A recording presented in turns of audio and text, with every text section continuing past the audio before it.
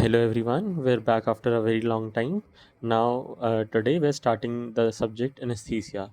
So, the first chapter in the subject is Introduction and History of Anesthesia. So, anesthesia means loss of pain sensation, right?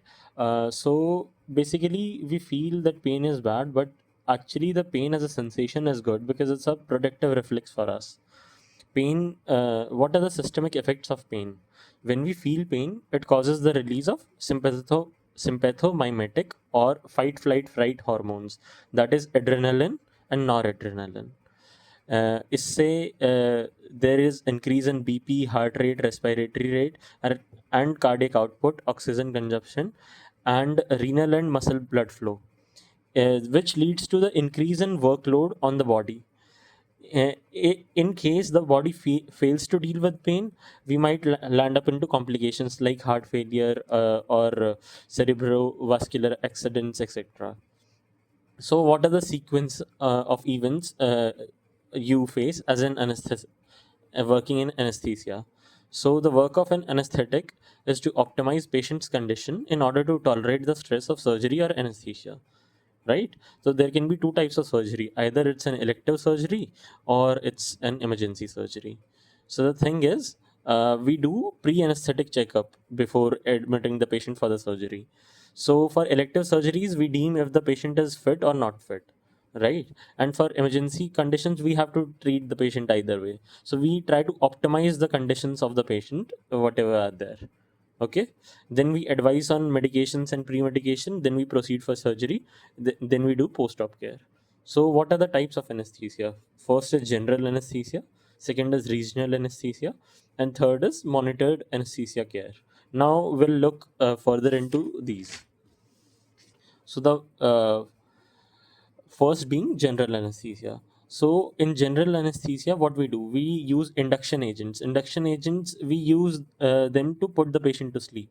Then we do the airway management of the patient, and then we do the reversal of anesthesia because we can't let the person go on sleeping forever.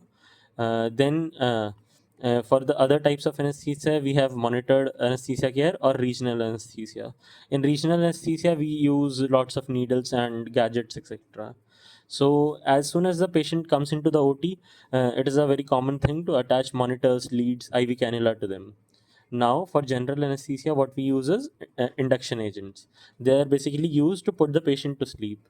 So we have two types of induction agents. Like uh, we can induce the patient using IV agents or using inhalational agents. So the name of IV agents, induction agents, is thiopentom sodium, propofol, etomidate, and ketamine, right? And the inhalational agents which we can use to induce the patient to sleep is halothane, isoflurane, sevoflurane, desflurane, ether, or chloroform. Ether and chloroform, we used to use this in a long time back. Now we don't use them because of many side effects. We'll learn these in details in the following chapters. So, as we know, most of the anesthetic agents are depressants, which means they decrease the heart rate, BP, intracranial pressure, respiratory stimulus, uh, and they also decrease the pain. But they're just opposite to pain. The things which the pain was doing, they do the opposite things. So when we induce the patient to sleep, we have to manage their airway because the induction agents cause respiratory depression, which might lead to apnea and can cause hypoxic damage to the brain. So the management involves we give O2 to the patient, oxygen therapy to the patient, and we remove carbon dioxide from the patient. It can be done using endotracheal tube. You must have seen these in your postings, or laryngeal mask airways. We'll learn about these further in the next coming chapters, right? So what are the use of muscle relaxants? So muscle relaxants, these are used for intubation of the ET tube. Basically relax the muscle, so it helps us in suppressing the gag reflex of the patient, so that we can intubate the patient. Gag reflex is a brainstem reflex, and we also want the surgeon to have adequate time for the surgery, so he can perform the surgery really well if his muscles are relaxed, if the patient's muscles are relaxed. So we use muscle relaxants for these two benefits of the patient. What are the type of muscle relaxants? They can be depolarizing types or non-depolarizing types. What are the depolarizing types of muscle relaxants? We just know one major one. It is succinylcholine, SCH. Non-depolarizing types are pancuronium, vecuronium, and atracurium. So the depolarizing muscle relaxants, they cause the release of ACH, and then it causes the muscle fibers to get fatigued, the nerve fibers to get fatigued. We will learn them in detail in the coming chapters. Just this is just an overview for you. Now, how do now after the administration of muscle relaxants, patient is intubated, then the surgery is done, then then we do the reversal. After the surgeon has done his surgery and everything, we reverse the effect of muscle relaxants. We do it by using neostigmin. Neostigmin, we all know from our first year, neostigmin is used to inhibit acetylcholine esterase enzyme. Acetylcholine esterase enzyme, what it does is basically it destroys the acetylcholine, extra acetylcholine present in the synapse. So we inhibit it to increase the quantity of acetylcholine in the synapse, and thereby the patient's muscle return to the normal tone. That's why we use neostigmin. Then we extubate the patient, and then we shift to post-op care for monitoring. So now what do we do in post-op care? We monitor the vitals of patient so that we can make sure he's all right. What are the vitals that we monitor? We monitor heart rate, respiratory rate, BP, SpO2, EtCO2, and temperature, right? uh, During after the surgery, we also do fluid management, and we also take care of the blood loss that occurs in the surgery. And we also take care of the position of the patient, so that no nerves are compressed or anything. Moving on, the regional anesthesia. As soon as patients enter the OT, monitors and IV lines would be attached, like I told you previously.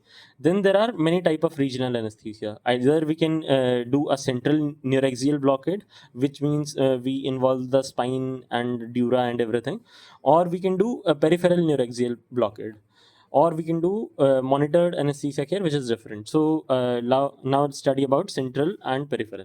So in the central neuraxial blockade, we have three further types. We can give spinal anesthesia, or we can do epidural anesthesia, or we can do caudal anesthesia. So basically the overview of these is that a needle is introduced very close to the nerves, and local anesthetic agent is injected, so the area supplied by those nerves are blocked, right? In the peripheral neuraxial blockade, we do the same thing, but we do it to a peripheral nerve. Like we inject a local anesthetic near a peripheral nerve. For example, in brachial plexus, we inject or femoral nerve block or intercostal nerve block in the cases of rib fracture. We do the peripheral nerve blockade. What are the benefits of doing regional anesthesia? It first of all, it decreases the systemic side effects that are caused by central neuraxial blockade, or for the systemic anesthesia, general anesthesia. The second thing is, after the post-op period, it also gives analgesia and anesthesia to the patient. So the pain is reduced to the patient. Monitored anesthesia care is the kind of procedure that small minor procedures are done where anesthesia is given, and the anesthetic की supervision में सब कुछ होता है. Like they just minor procedures. Like if a person is very claustrophobic, he can be given some general anesthesia or sedation for MRI or radiotherapy, or small surgeries like MTP can be done under the anesthesia supervision. So that is monitored anesthetic care. Now, the first chapter is done, but we'll study about the history of anesthesia.